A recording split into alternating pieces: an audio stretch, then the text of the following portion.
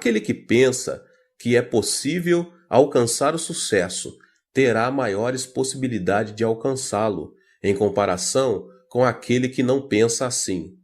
Se pensarmos que algo não é possível, a mobilidade de nossa atitude também será reduzida.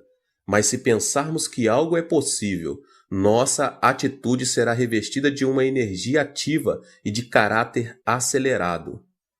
A psicologia humana não se desenvolve de forma gradual, mas de maneira drástica quando ultrapassamos nossas próprias limitações. Houve um tempo em que se acreditava que era impossível percorrer uma milha em 4 minutos. Os atletas mais destacados da época não eram capazes de reduzir o tempo de 4 minutos para percorrer uma milha, que equivale a 1,6 quilômetros. Entretanto, esse recorde foi quebrado pelo atleta inglês Roger Bannister.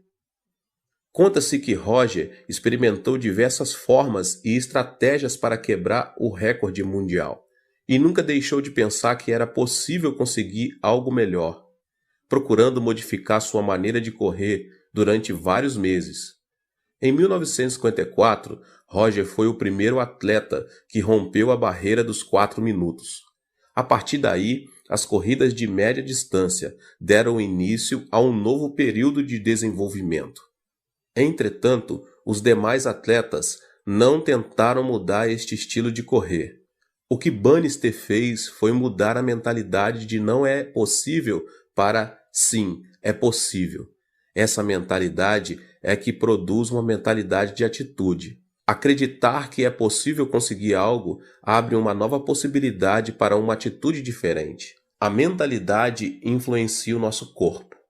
Ao imaginar uma cena que vimos num filme ou lemos um livro, jornal ou revista, ocorre uma reação física em nosso corpo. Por exemplo, uma imagem cômica nos faz sentir mais leves e ativos. Uma imagem de um filme de terror acelera os batimentos cardíacos, ao passo que uma imagem romântica causa excitação. É por esse motivo que os esportistas primeiro disciplinam mentalmente, para depois dar início ao treinamento físico. Existe uma forte inter-relação entre a mentalidade e a reação física. Os treinadores e preparadores físicos fazem todo tipo de esforço para motivar sua equipe. Os praticantes de tiro ao alvo se disciplinam mentalmente com a finalidade de obter calma e autoconfiança. Os atletas e nadadores são disciplinados a prever sua capacidade competitiva. Segundo estudos realizados, esse tipo de disciplina produz contração muscular no momento da competição. A atitude mental influencia também a saúde física. Uma pessoa que padece de câncer viverá de acordo com o seu pensamento sobre isso. Ou seja, aqueles pacientes que pensam constantemente em sua morte não vivem por muito tempo, o que é totalmente diferente daqueles que pensam positivamente e não perdem a esperança. A mentalidade produz resultados positivos quanto negativos. Ela é algo invisível aos nossos olhos. Entretanto, é um elemento importante da 4ª dimensão que determina a 3ª dimensão. Mude sua mentalidade e verá como sua vida será transformada como resultado dessa mudança. Há 4 passos para a mudança da mentalidade. O passo número 1. Pense como Deus pensa. O otimismo incondicional é uma mentalidade humana. Incorpore a maneira de Deus pensar a sua por meio da meditação na palavra. Examine, esquadrinhe, arrependa-se e mude sua mentalidade por meio da oração. A mentalidade influencia a emoção, a atitude e também nosso corpo físico. O pensamento positivo é um elemento que pertence à 4ª dimensão humana, mas também não é uma chave mestra que soluciona todos os nossos problemas. Uma mentalidade forte se baseia na palavra, no espírito e em nossas orações. A palavra e a oração inspirada pelo Espírito Santo são elementos poderosos que transformam as circunstâncias da 3ª dimensão, pois o Espírito as vê a partir de uma perspectiva negativa, positiva e neutra, com a finalidade de chegar a uma nova alternativa e conclusão. Devemos procurar ter uma mentalidade subordinada a Deus e não uma mentalidade humana. Aplique a palavra de Deus à sua mentalidade. A palavra tem um poder gigantesco. Todas as coisas, além de todos os milagres e prodígios, foram produzidos pela palavra de Deus. Jesus fez uso da palavra para vencer a tentação do diabo no deserto. Uma transformação extraordinária acontecerá em sua vida, se tão somente conseguirmos aplicar a palavra poderosa de Deus à nossa mentalidade. Uma mudança extraordinária acontecerá em nossa vida, se tão somente conseguirmos aplicar a palavra poderosa de Deus à nossa mentalidade. Devemos nos aproximar da palavra, mas não nos contentarmos somente em lê-la. Precisamos usar a palavra como arma poderosa quando mais necessitarmos dela. Contudo, para isso temos de memorizá-la. A palavra é uma arma mais poderosa de guerra espiritual contra as potestades demoníacas. É importante estabelecer um plano, memorizar uma vez e depois novamente. Não se esqueça de seguir esse processo de aprendizagem, pois dessa maneira terá em suas mãos a espada do Espírito Santo. O passo seguinte é a meditação. Como é feliz aquele que não segue o conselho dos ímpios, não imita a conduta dos pecadores, nem se assenta na roda dos zombadores. Ao contrário, sua satisfação está na lei do Senhor, e nessa lei medita dia e noite. Salmos 1, 1 e 2. A meditação nos ajuda a entender e aplicar a palavra em nossa vida diária. Esforce-se em meditar na palavra de Deus em todo tempo e lugar. Medite na palavra de Deus no momento em que estiver ouvindo, lendo, estudando e memorizando. E você verá que tanto sua mentalidade como sua fé aumentarão a cada dia. Foi comovente ler o livro que um dos professores da escola bíblica de minha igreja escreveu. Jeon Mun-sik, ele era um presidente da Erac Electronics, começou a trabalhar fundamentando os dois princípios: assistir aos cultos todos os domingos e servir como professor da escola bíblica. Em consequência disso, abandonou seu trabalho, que requeria jornada integral, incluindo domingo, e abriu sua própria empresa.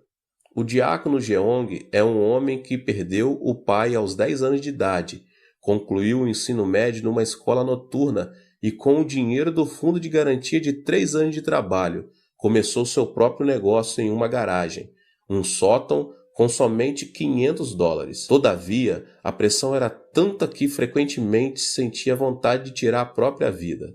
Mesmo em momentos de muita depressão, ouvia uma voz que dizia: que ninguém engane você com mentira e vaidade. Não se atenha às circunstâncias, mas apegue-se a Deus em fé absoluta.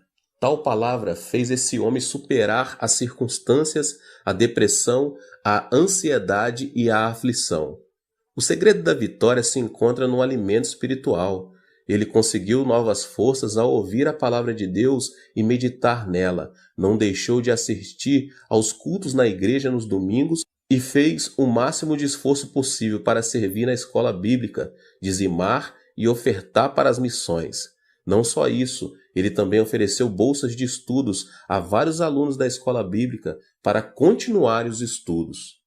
Como fruto de sua vida diligente em Deus, hoje esse homem se tornou o presidente da melhor empresa na categoria de pequenas e médias empresas em nível nacional, o que anualmente dá o lucro de $100 milhões.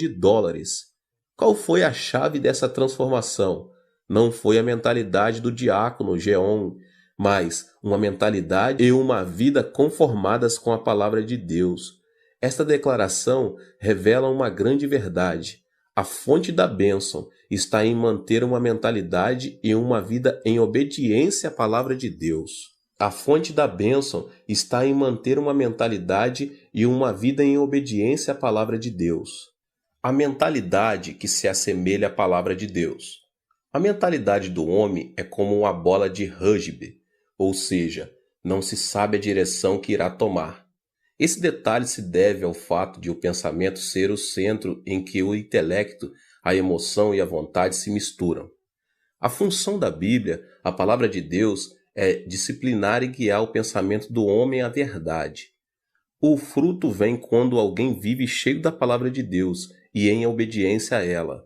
Isso resulta na força que transforma a terceira dimensão circunstancial. Podemos mudar nossa mentalidade com a Bíblia, a palavra de Deus. A Bíblia é a palavra poderosa do Deus que vive. Em Hebreus capítulo 4, no verso 12 diz: "Pois a palavra de Deus é viva e eficaz, e mais afiada que qualquer espada de 2 gumes. Ela penetra até o ponto de dividir alma e espírito, juntas e medulas, e julga os pensamentos e intenções do coração." Somos capazes de vencer todos os obstáculos por meio de Deus, que nos fortalece, e de ter uma fé positiva, de acordo com Filipenses 4,13. Tudo posso naquele que me fortalece. É por meio da palavra que nosso pensamento de abandonar tudo é transformado. Deus pagou o preço de nossos pecados com o sangue do seu Filho amado Jesus Cristo, por amor a nós. Devemos nos lembrar que tudo é possível em Cristo, que venceu o mundo da terceira dimensão circunstancial. Podemos ter paz quando cremos que Deus estará conosco, ainda que andemos pelo vale da sombra da morte, e enquanto estivermos sobre a sombra de suas asas. Ainda que nossos olhos não vejam, ainda que nossos ouvidos nada ouçam, que nossas mãos não toquem, se tão somente cremos que Deus está conosco em meio à escuridão, nossa mentalidade será transformada e alcançaremos novas forças para vencer toda depressão e desesperança. O fruto vem quando a pessoa muda de mentalidade e alinha seu pensamento à quarta dimensão da Bíblia, isto é, a palavra de Deus, e o milagre extraordinário de Deus se manifesta. Alimente seu coração e mente com a palavra de Deus, porque você passará a usufruir de uma vida vitoriosa à medida que o reino de Deus tome o controle de sua vida e circunstâncias. A mentalidade que se assemelha ao Espírito Santo. Quando recebemos Jesus Cristo como nosso Senhor e Salvador, o Espírito Santo vem habitar em nós. Recebemos então o batismo do Espírito Santo e a plenitude do Espírito que nos enche de alegria. Os discípulos viveram algo que jamais haviam experimentado em sua vida, quando o Espírito Santo desceu no dia de Pentecostes, no local onde costumavam se reunir. Por meio dessa experiência, renovaram a fé e o amor para servir fielmente a Jesus Cristo.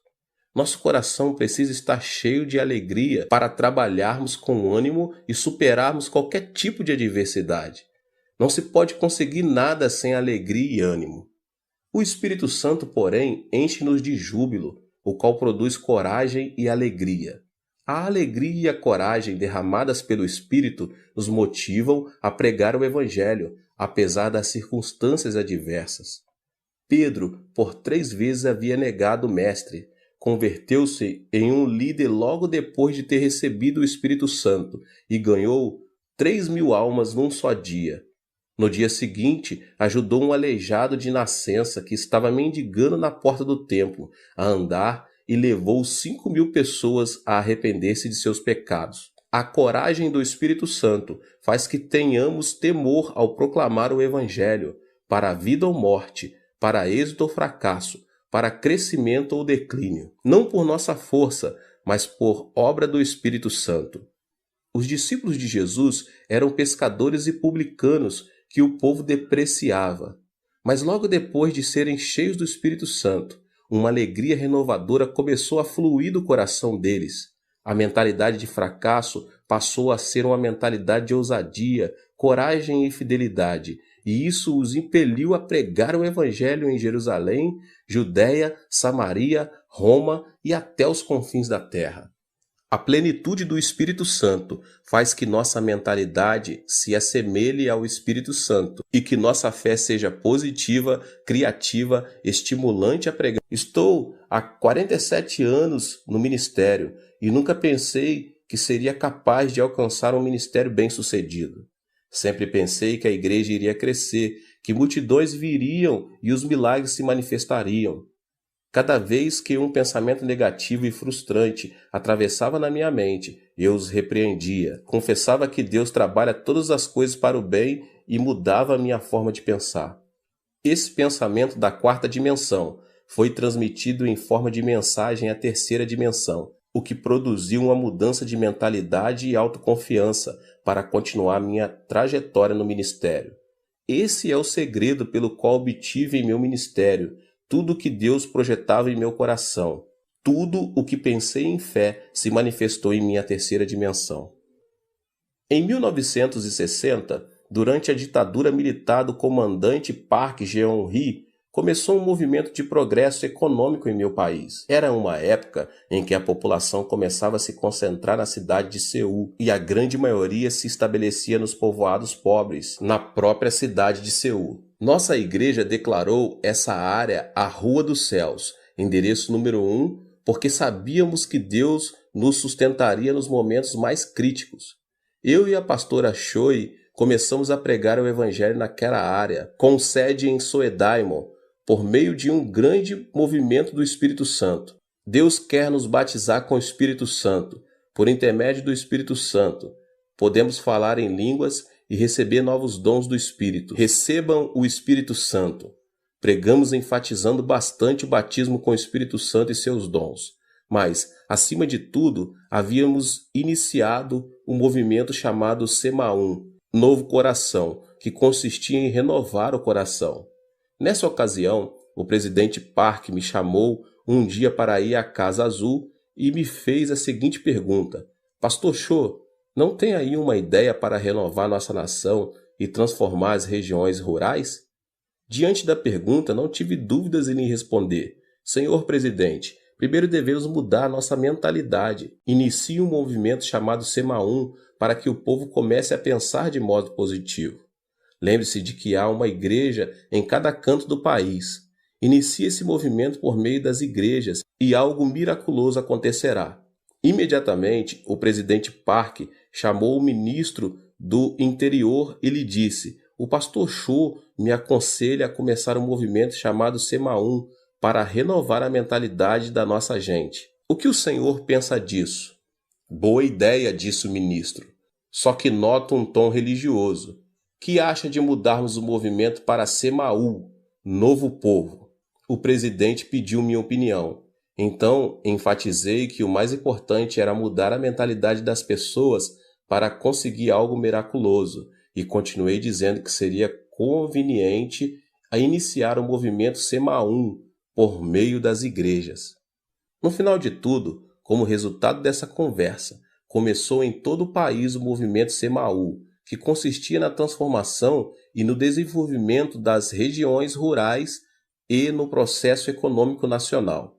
O propósito desse movimento era mudar a mentalidade de cada coreano, e o que começou com o movimento de Semaum nas igrejas ficou conhecido como movimento Semaú em todo o país. Proclamei esperança por meio do movimento Semaum. Em 2 Coríntios, capítulo 5, verso 17, lemos: Portanto, se alguém está em Cristo, é nova criação. As coisas antigas já passaram, eis que surgiram coisas novas. Anunciei o Deus de bondade para desfazer todos os pensamentos negativos do coração do nosso povo e disse: tenha uma fé positiva, essa fé que diz: é possível, podemos fazer e vamos fazer. Não pense que é impossível, que não podemos fazer, mas sim creia no milagre do Senhor. Era uma época muito difícil e viver com lógica se apresentava como algo impossível. Foi nesses momentos críticos que me levantei para pregar: creia no milagre. O Deus que dividiu o Mar Vermelho e destruiu os muros de Jericó está conosco neste momento. A pobreza desaparecerá e a bênção virá. Esperem o milagre pela fé. Eu os exortava dizendo que deviam confessar a palavra de Deus, conceber sonhos e ter fé no Senhor. Estes eram os versículos com os que mais eu exortava as pessoas a confessarem com a boca.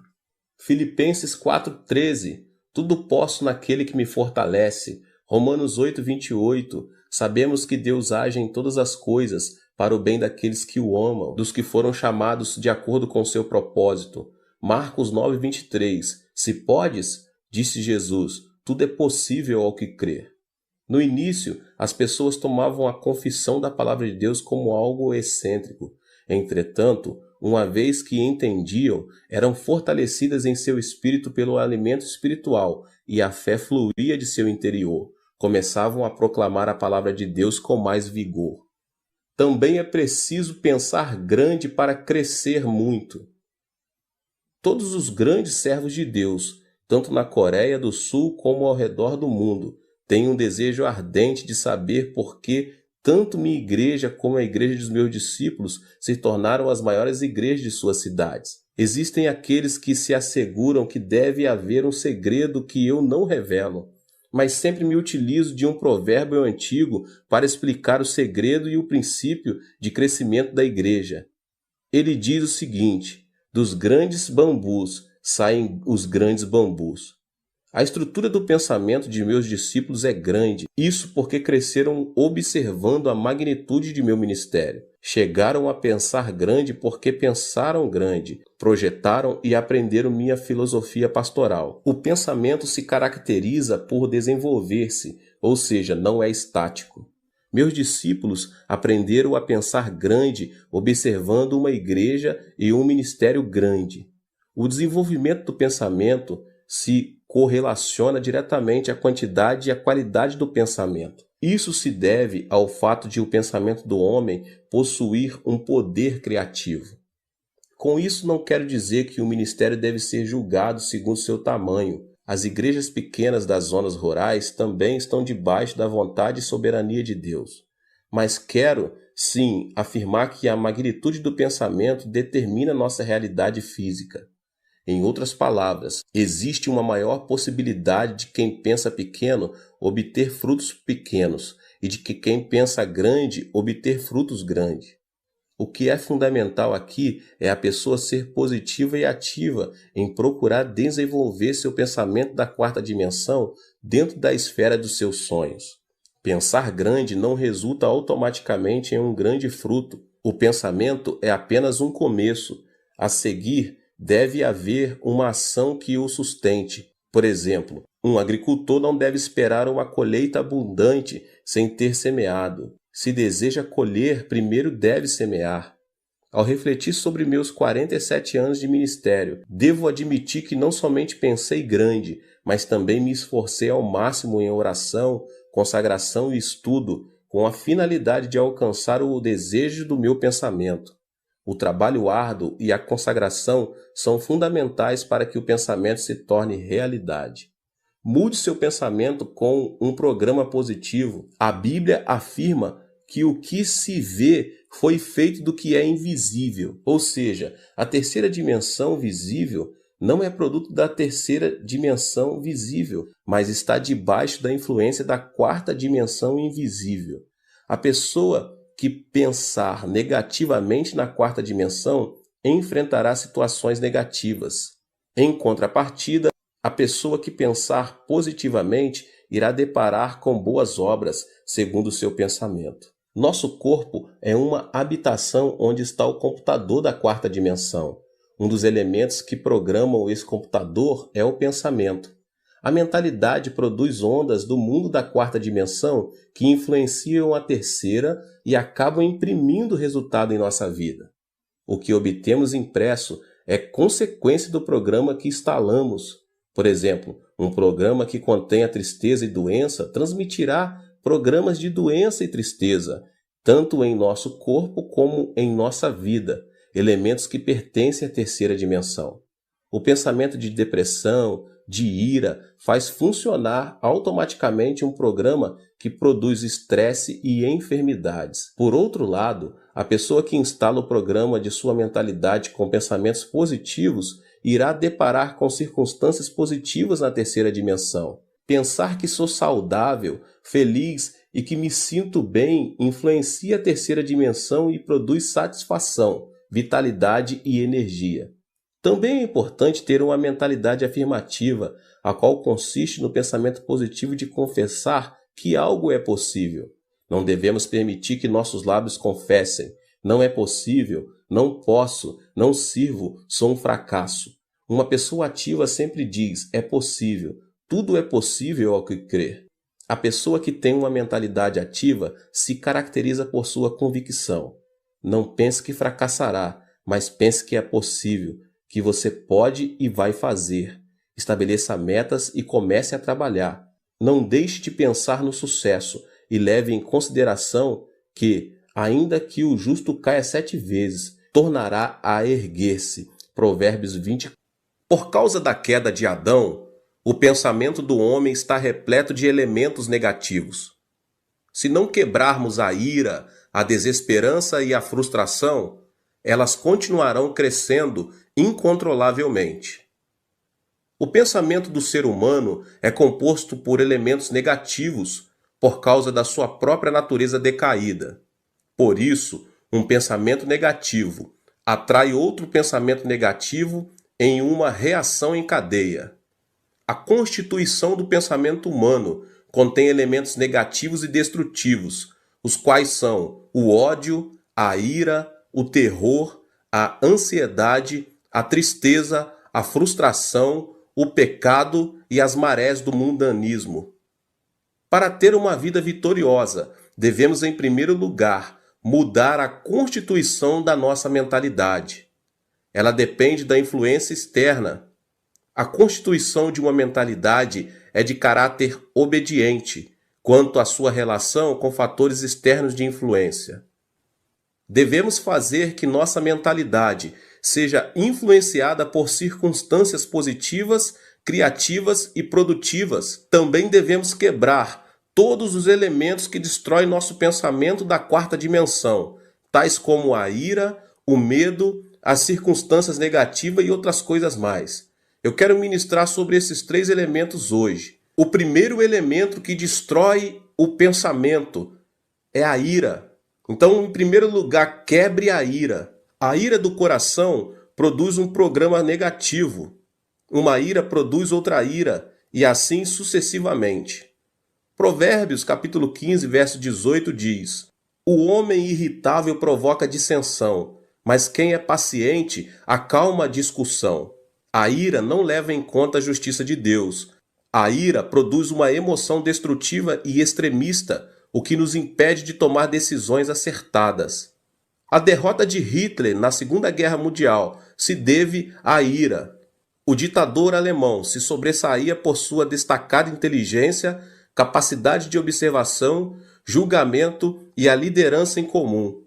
Mas, por causa do seu caráter irascível, seus subordinados não se animavam a lhe dar informações que o irritassem. Quando estava em plena batalha contra os ingleses e os franceses, tirou a arma principal da zona norte de combate e a colocou na antiga União Soviética, o que se revelou uma decisão infeliz e lhe custou a derrota. Quando o exército aliado iniciou a invasão na Normândia, seu ajudante de campo, sabendo que simplesmente alterando a direção das forças armadas que se dirigiam para a União Soviética poderia evitar a catástrofe, ele teve medo de despertar Hitler, que dormia. Enquanto isso, o exército aliado desembarcou na Normândia e conquistou o território rival, o que causou a derrota da Alemanha. Resumidamente, a ira de Hitler levou o Império Alemão à destruição. O segundo elemento que destrói o pensamento é a desesperança. É preciso vencer o medo. Devemos vencer o temor que gera a ansiedade, o medo, a tristeza e a frustração do coração, visto que essas emoções reduzem a esperança e a vitalidade e nos fazem cair num poço de depressão. Em 1 João 4,18 diz: No amor não há medo. Ao contrário, o perfeito amor expulsa o medo, porque o medo supõe castigo. Aquele que tem medo não está aperfeiçoado no amor. O medo supõe castigo. Isso quer dizer que, se tememos o câncer, teremos o câncer como castigo. Se tememos a pobreza, seremos castigados com pobreza. Se tememos a guerra, receberemos guerra como punição. O medo da tristeza tira a esperança do coração. A tristeza é como uma chuva que molha e inunda o coração. De modo que, se uma pessoa guarda a tristeza em seu coração, sua vida se tornará negativa e a pessoa ficará exposta à desesperança. A tristeza é inevitável nesta vida. Muita gente sorri externamente, mas uma chuva de tristeza inunda seu interior. A tristeza é um elemento que faz a constituição de nossa mentalidade ser negativa. O medo da frustração também tira o desejo de viver. O único caminho para superar a ansiedade e a frustração em meio à aflição é ter esperança em Deus, somente em Deus. O terceiro elemento que destrói o pensamento é a frustração. É preciso superar as circunstâncias negativas. Todos nós nascemos em um mundo negativo. Vivemos em um mundo onde a maldição sobeja e alcança nosso ser, uma vez que pecamos contra Deus e fomos destituídos do jardim do Éden. Crescemos em um ambiente em que se proclama que é impossível, que não podemos e que viver significa sofrer. Os telejornais informam notícias negativas, dentre as quais a corrupção política, a evasão fiscal, os escândalos financeiros por parte das empresas e outras coisas mais. As telenovelas tratam sobre o romance imoral e a devastação da família. Estamos tão contaminados que chegamos a nos sentir entediados se vemos programas que edificam. Dessa forma, nascemos em um ambiente negativo, vivemos em um ambiente negativo e o diabo não para de nos influenciar com pensamentos negativos. O problema é que uma mentalidade negativa não serve como fundamento para uma vida bem-sucedida. A mentalidade é um vaso que Deus usa. Não podemos esperar que Deus trabalhe se pensamos negativamente. Cada vez que prego, como agora, procuro transformar a quarta dimensão de cada membro, principalmente por meio de uma renovação da mente. Necessitamos curar a mentalidade da quarta dimensão das pessoas para que deem frutos positivos. Uma mentalidade que necessita de cura não pode ver a vida de maneira positiva e criativa. O barco da vida está destinado ao naufrágio, a menos que a pessoa se deixe se ater à sua própria impotência e à desesperança das circunstâncias. Não existe uma pessoa no mundo que não seja capaz. O problema está em a pessoa supervalorizar sua limitação, com pensamentos negativos e cair, dessa forma, em um abismo de depressão.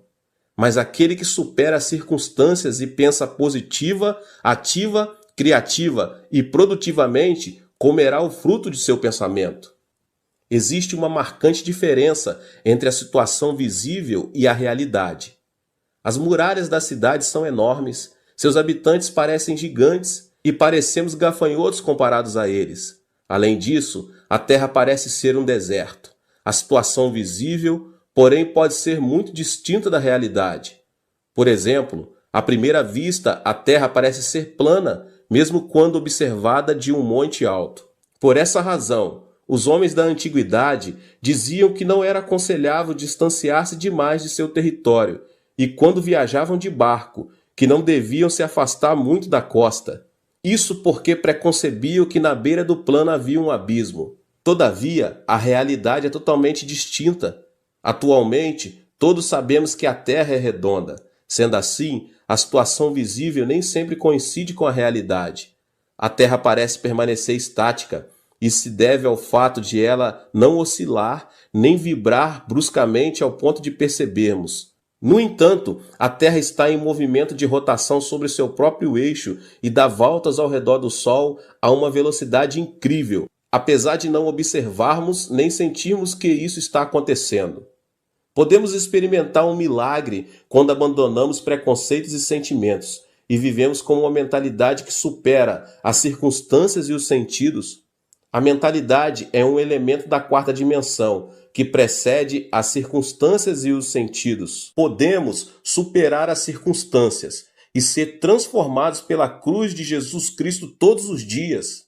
A cruz é o poder que ressuscita os mortos, a força que chama as coisas que não são como se já fossem, e o poder que transforma a desesperança em esperança. A mentalidade da quarta dimensão, que supera as circunstâncias e que se obtém por meio da cruz do Calvário, é a força motriz que transforma o pensamento. Eu sempre digo, pense no evangelho quíntuplo e na bênção tripla. Você é uma pessoa próspera. Pense na riqueza. Guarde o evangelho e o regozijo da prosperidade no depósito do seu pensamento. Sempre ensinei meus membros a pensar no evangelho quíntuplo e na bênção tripla. A Bíblia ensina a pensar em tudo que for puro, tudo que for amável, tudo que for de boa fama. Filipenses 4:8. Por isso, nunca deixo de pensar no evangelho quíntuplo e na bênção tripla. Fui perdoado e justificado. Sou uma pessoa santa e cheia do Espírito Santo. Fui curado, fui liberto da maldição, recebi a bênção da vida eterna. E nunca deixo de pensar que sou uma pessoa próspera e saudável, assim como prospera a minha alma. A confissão da palavra significa que, se enchemos a quarta dimensão com vitória, êxito, riqueza e prosperidade, será isso mesmo que se manifestará no plano tridimensional.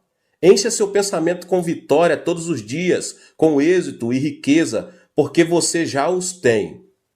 Durante a guerra, minha nação sofreu uma devastação total. Na época, quando chegava um trem com uma carga de carvão, as pessoas quase instantânea e automaticamente faziam um grande tumulto no intuito de conseguir um pouco desse carvão. Mas isso era dificultado pelos militares. Era um dia desses, como de costume. Um grande tumulto foi gerado ao redor dos vagões de um trem. Quando consegui ver um menino de 10 anos de idade que baixava grandes quantidades de carvão, enquanto seu pai os empilhava no chão.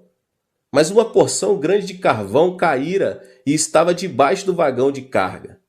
De repente, ao ouvir os passos dos militares, as pessoas começaram a descer do trem. Foi então que, no intuito de ficar com essa grande porção de carvão, o menino enfiou-se debaixo do vagão, até que se ouviu um ruído do movimento do trem.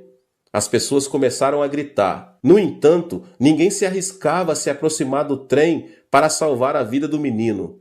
Então, de repente, um homem correu em sua direção. Era seu pai. O homem conseguiu tirar o menino, mas não pôde sair a tempo, e o acidente lhe custou a vida. Morreu instantaneamente. Mesmo agora, quando penso naquele incidente, tenho uma sensação de terror. O pai do menino, sabendo que morreria em questão de segundos, logo depois de tirar o filho, fez sinal com a mão para que ele se afastasse o mais distante possível. O trem arrancou e o pai do menino morreu. Pensei, por que esse homem salvou a vida do menino, sabendo que poderia vir a morrer? Ele não poderia continuar vivendo e ter outros filhos? Por que deu a vida por seu filho? Eu era apenas um aluno da escola secundária e não conseguia entender o que os pais sentem por seus filhos. Mas hoje que sou pai de 3 filhos, posso entender o porquê. Não existe uma teoria ou lógica que explique o amor de um pai. O amor é mais forte que a morte e impulsiona a pessoa a dar a vida por seu filho. Aquele homem sacrificou a vida por amor a seu filho, mesmo tendo a possibilidade de manter-se indiferente e assim salvar-se. O mesmo acontece com Deus. Deus, por amor a nós, quis nos salvar, mesmo pagando um preço muito alto. Por isso enviou seu Filho amado Jesus Cristo. Foi Deus mesmo quem encarnou e morreu na cruz. Podemos ser corajosos ao compreender o amor de Deus, e esse Deus está conosco. É isso que representa a transformação da mente na esfera da 4ª dimensão. Ou seja, existe um fundamento sólido sobre o qual podemos afirmar que nada é impossível para Deus. E experimentaremos vitórias e milagres ao dar passos de fé e dissermos, tudo é possível. Meus irmãos, a ressurreição de Cristo é o fundamento da nossa riqueza. Qual é o argumento de nossa riqueza, baseados no qual podemos confessar que somos prósperos? O fundamento é a morte e a ressurreição de Cristo. O amor de Deus foi revelado por meio da cruz, pois a cruz revela o coração de Deus, que nos amou de tal modo que deu seu Filho Jesus Cristo por nós. Toda frustração e desesperança são lançadas fora, se tão somente abraçarmos a cruz. A cruz desfaz a morte e o Hades, faz resplandecer sobre nós a glória da ressurreição. A esperança e a riqueza da morte e ressurreição da cruz transformam a água amarga da frustração e da desesperança em água doce. Romanos 8, do 35 ao 39 diz: Quem nos separará do amor de Cristo? Será tribulação ou angústia, ou perseguição, ou fome, ou nudez, ou perigo, ou espada? Como está escrito: por amor de ti enfrentamos a morte todos os dias, somos considerados como ovelhas destinadas ao matadouro. Mas em todas estas coisas somos mais que vencedores por meio daquele que nos amou, pois estou convencido de que nem a morte, nem os anjos, nem demônios, nem o presente, nem o futuro, nem quaisquer poderes, nem altura, nem profundidade, nem qualquer outra coisa na criação será capaz de nos separar do amor de Deus que está em Cristo Jesus, nosso Senhor. Da mesma forma, o poder e a glória da ressurreição de Cristo Jesus